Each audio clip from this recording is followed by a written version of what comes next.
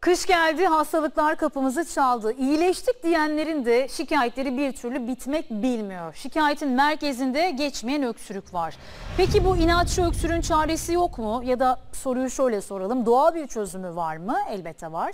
İşte evdeki malzemelerle yapabileceğiniz doğal öksürük kesiciler.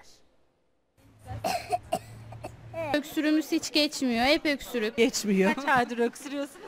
Kış başladığından beri. 7'den 70'e herkesin derdi aynı. Geçmeyen öksürük. Yani geçmeyince ciğerlerine inecek, bronşit yapacak diye korkudan ne yapacağımızı şaşırıyoruz. Peki bu inatçı öksürüğü ilaç kullanmadan evdeki malzemelerle nasıl geçirebiliriz? Birkaç tarif vereceğiz. Kalemi kağıdı hazırlayın. Neler yapabiliriz hocam?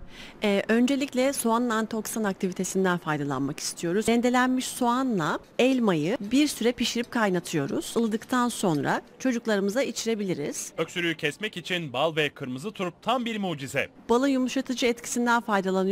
Balımızın gerçek bir bal olması çok önemli. 24 saat bekletiyoruz. Sonrasında bu şekilde bir sıvı ile beraber oluşacak. Bu bir kaseye koyduğunuz takdirde. Bunu da yine çocuklarımıza içirebiliriz. Bununla beraber yetişkinler de kullanabilir bunu. Ilamur, işte papatya çayı, rezene mecbur şu anlık bunlarla idare ediyoruz. Ihlamur hastalıkların öksürüğün ilacı belki ama çocuklara özellikle içirmek pek de kolay olmuyor. İşte onların da sevebileceği bir tarif hazırladık. Nasıl yaptık? İçerisinde tarçın kabukları kullanıyoruz, portakal kabuğu kullanıyoruz, nar kabuğu kullanıyoruz, elma kabuğu kullanıyoruz. Demleme usulü yapmak lazım. Asla kaynatmıyoruz. En az 3 dakika bekliyoruz. Daha sonrasında bekledikten sonra çocuklarınıza içirebilirsiniz. Şikayetiniz nedir beyefendi? Aylardır öksürüyorum, hiç geçmiyor. Uzmanlara göre zencefili sakız gibi çiğnemek öksürüğü anında kesiyor. Ama acı tadı nedeniyle bu şekilde tüketemeyenler bir macun haline de getirebilir.